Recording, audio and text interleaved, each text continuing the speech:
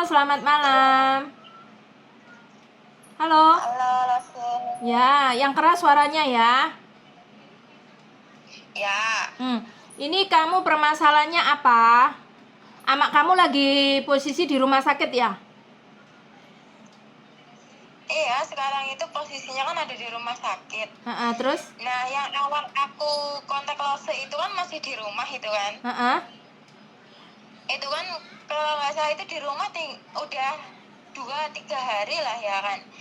Jadi tiba-tiba nenek itu tiba-tiba lemes gitu loh, lemes nggak bisa jalan, nggak bisa makan sendiri, nggak bisa ngomong, jadi kan bingung kan, ini kondisi pandemi gitu kan. Iya, terus?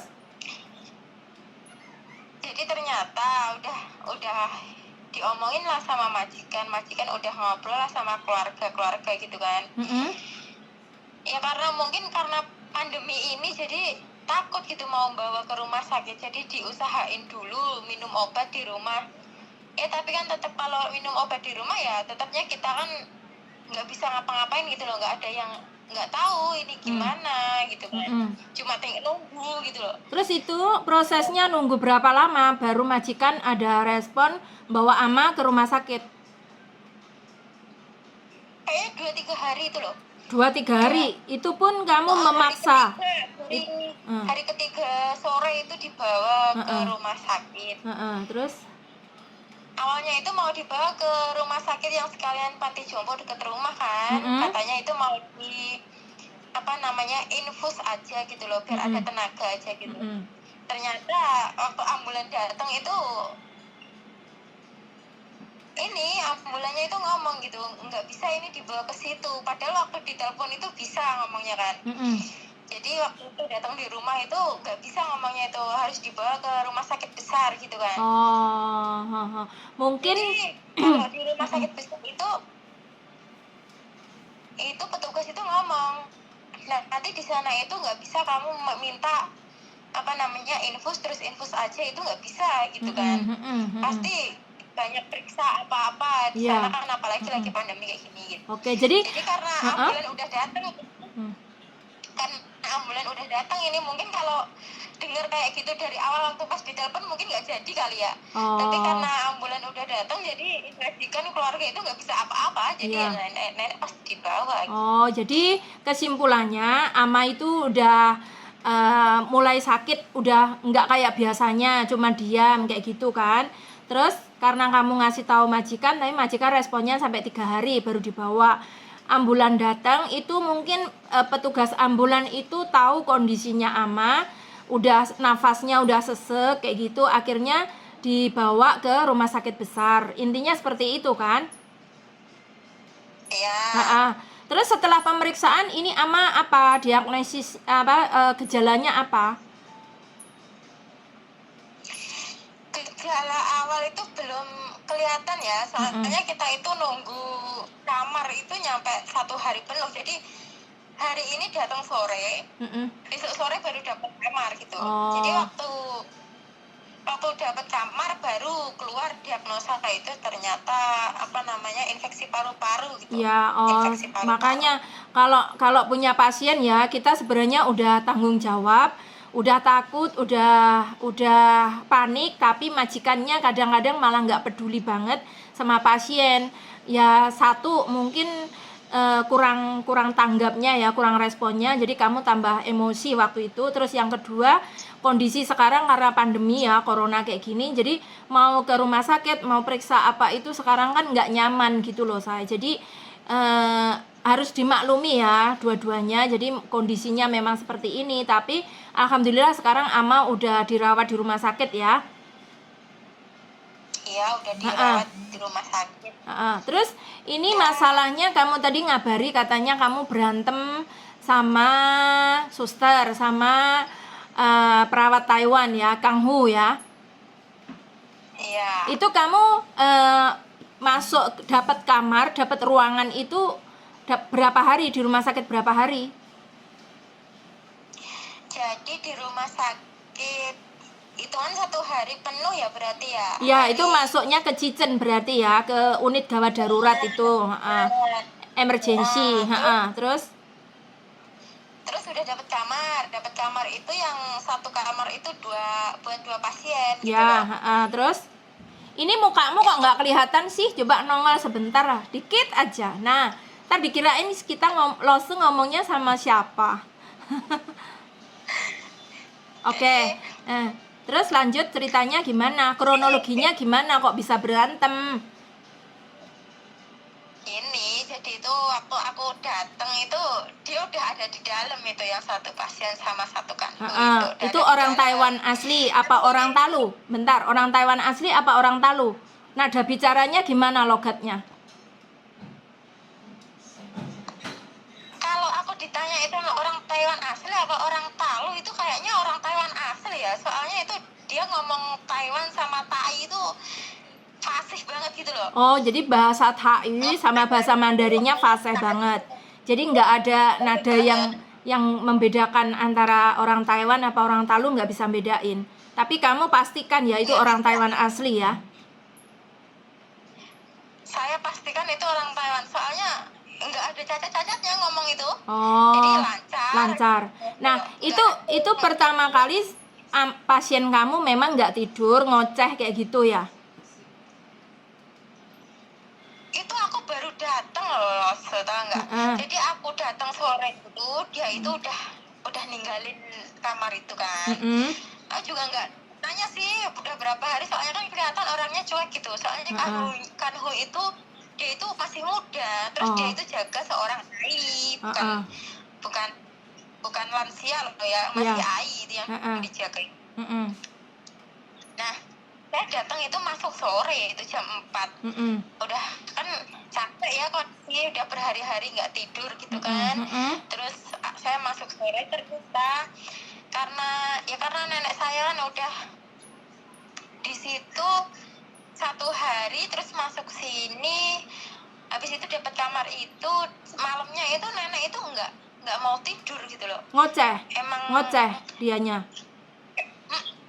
Emang sering banget sih nenek kayak gitu kan. Di rumah pun sering juga kayak gitu. Di rumah pun kayak gitu juga. Di rumah kayak gitu. Nah, terus tapi kejadiannya malam itu benar-benar itu ngoceh terus gitu kan. Sampai beberapa suster yang masuk itu sampai itu loh komplain. Mungkin mau komplain tapi nggak berani komplain gitu ya. Iya. Pakein sarung tangan nenek. Jadi pakein sarung tangan nenek. Ini perlu diperhatikan ya ini ya. Soalnya saya juga kena semprot ini agak. Iya. Karena pakein sarung tangan nenek. Maksudnya itu biar dia tidur gitu loh, nggak usah main apa gitu kan. Oh iya. Itu perjanjian sama keluarga majikan itu perjanjiannya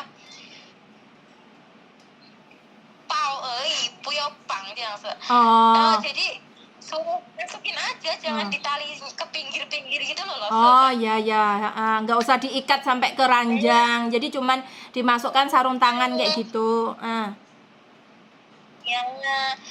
Nah, waktu ketemu kan dari siang ke malam pagi itu kan susternya ganti kan 3 kali. Iya. Ketemu suster pertama dan kedua itu emang dimasukin kan. Dimasukin. Terus ketemu yang suster ketiga ini nih yang agak aneh, aku juga perangannya kok aneh ini. Itu nenek itu langsung diikat di ranjang itu tanpa ngomong apa-apa sama saya itu. Saya emang nggak tidur gitu loh. Tapi saya mikir ya udahlah, mungkin nenek saya itu berisik gitu loh, ganggu yang pasien sakit. Udahlah, aku juga nggak mau debat gitu kan, udah malam kan. Iya. Ya aku turutin aja gitu ya. Tapi nenek kan semakin digituin kan semakin keras suaranya loh. Ya, teriak-teriak dia nggak terima. Nggak terima, nggak suka kan, nggak pernah digituin gitu. Lanjut ya, terus singkatnya kok sampai lebih malaman lagi, jadi jam 2 lebih, hampir jam 3 itu ya. Suster itu datang lagi ya, suster yang ini tadi tuh. Yang ikat ama tadi, kayak gini, nanti saya bantu mindahin ama ya, kamu bawa keperluan kamu gitu. Udah ngomong kayak gitu. Nggak nanya, aku juga nggak nanya. Dia juga nggak nanya mau apa enggak gitu, nggak nanya mau kemana. Saya mikir, oh mungkin nenek saya terlalu berisik di sini, mungkin mau dipindahin ke kamar lain gitu ya, kan. kamar yang mungkin VIP atau pribadi sendiri, satu pasien satu orang, mungkin pikiran kamu kayak gitu. Ternyata gimana? Iya, ternyata sekitar nunggu 10 menit itu kita jalan ke kamar itu ya. Terus dia itu nyuruh buka gitu kan. Itu dibuka gitu. Kaget banget loh, yang saya lihat itu di dalam itu berantakan. Itu kayak tempat naruh barang-barang nggak kepake gitu loh. Jadi kalau saya itu tuh gudang gitu loh kan. Jadi ditempatkan di gudangnya rumah sakit. Aduh. Itu gimana kok pelayanan rumah sakit Thailand loh, sampai kayak gitu ya? Saya nggak pernah dengar, nggak pernah lihat ada pasien yang diginiin. Tapi kalau ada pasien yang berisik, memang kita diingatkan sama suster mungkin harus dicarikan kamar yang VIP, satu pasien satu orang gitu, satu kamar ya. Tapi setidaknya ada juga ruangan yang khusus ya untuk pasien yang berisik. Biasanya didekatkan sama suster, itu ada ruangan khusus. Tapi kalau ini benar-benar di gudang, kamu fotoin tadi juga di gudang, itu benar-benar kita juga sakit hati. Akhirnya kamu telepon sama majikan ya jam 2 malam itu? Jam 3 lebih. Oh, jam 3 lebih. Itu. Terus berantemnya majikan itu merasa nggak terima kan? Sama? Saya itu berantem duluan gitu sebelum telepon majikan kan. Terus? Saya berantem duluan karena apa? Posisi di dalam ruangan itu berantakan, banyak barang, itu nenek sama ranjangnya itu langsung dimasukin loh, tahu nggak? Astagfirullahaladzim. Itu kan ruangan kotor gitu. Iya, betul. Ruangan itu kotor gitu. Kotor, banyak debu, banyak barang-barang bekas intinya ya. Nggak tahu masih dipakai apa enggak, saya nggak peduli itu kan. Intinya itu ruangan kotor, nggak dibersihin. Terus kok nenek udah langsung dimasukin itu loh. Enggak, terus kamu berantemnya kira-kira masalah gimana? Bahasa kamu gimana cara menyampaikan kamu ke suster itu? Jadi bahasa saya itu waktu itu ya langsung kayak gini. Perlakuan kamu ke kita, ke aku dan nenek ini, kamu yakin ini bener? Saya bilang gitu. Dia itu tanpa jawab apa-apa, ya enggak? Dia itu keluar, lalu balik lagi, dia ngomong kayak gini, kamu malam ini tidur di sini, besok pagi pulang ke kamar yang tadi katanya. Saya sebagai yang perawatnya ama ya nggak terima, kamu perawatnya nggak terima. Satu kalinya nggak terima karena saya merasa nenek ini kan di sini tuh ya bayar loh. Iya pasti. Tapi diperlakukan kayak gitu ya kita sakit hati. Ditaruh di tempat yang kotor. Terus saya ngomong gitu. Terus gunanya majikan saya membayar rumah sakit ini dengan begitu banyak buat dapetin yang satu kamar 2 orang ini kan, termasuk lumayan lah ya loh saya. Iya, 2 kamar itu termasuk udah kelas 2. Kalau kelas pertama kan VIP, kelas 2 itu udah VIP tapi 2 orang kayak gitu. Kalau yang Cempau itu yang pakai askes, yang 4 pasien jadi satu ruangan itu kalau berisik memang sensitif banget orang-orang ya. Jadi kalau 2 orang, tapi sebenarnya ya ini memang dari kesalahan dari susternya rumah sakit lah ya. Jadi gimana pun ini pesan saya, kalian kalau jaga pasien ya, kalau memang dari pihak rumah sakit atau suster itu semena-mena sama pasien kamu berani aja. Makanya kita itu kalau bisa bahasa Mandarin, untungnya tuh di sini kita bisa membela diri kita. Kalau kita memang nggak salah kan kita berani ngeyel gitu loh, ya toh. Kita membela diri kita demi pasien kayak gitu ya, nggak apa-apa. Saya dukung. Walaupun berisik kan nggak seharusnya, iya walaupun berisik nggak seharusnya pasien kamu ditaruh di gudang kayak gitu loh. Ini udah keterlaluan loh pelayanannya, ini udah menyalahi. Pasien saya umur pasien saya umur 94 tahun loh. Nah iya. Saya tuh benar-benar gitu loh. Nggak terima lah intinya ya. Jujur nggak terima. Terus majikan kamu setelah kamu telepon ngomeli suster itu nggak? Saya langsung telepon itu.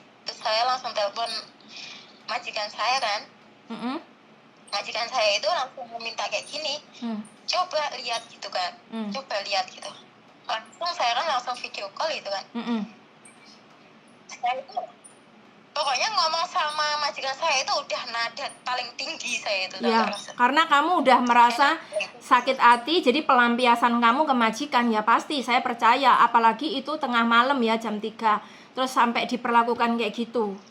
Ya, semua orang nggak ada yang terima ya. Padahal ya harus sabar, namanya di rumah sakit kan tempat orang sakit. Jadi kalau nemuin pasien yang kayak gitu, apapun yang terjadi ya harus sabar. Tapi kalau memang mau dipisah sama pasien yang lain, setidaknya didekatkan sama suster, ruangan suster tuh ada khusus.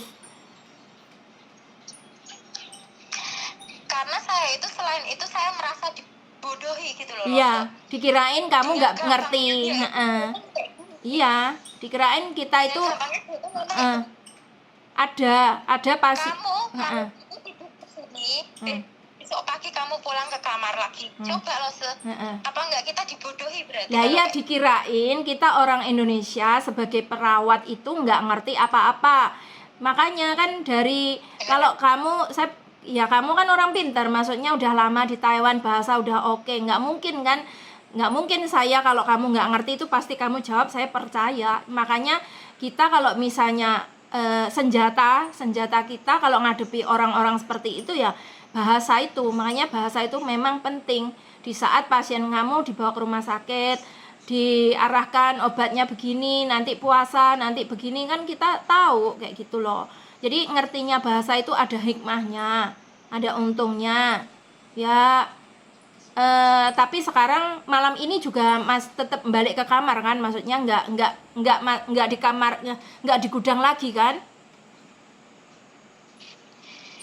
Itu setelah majikan saya itu ditelepon suster. Datang dulu gitu.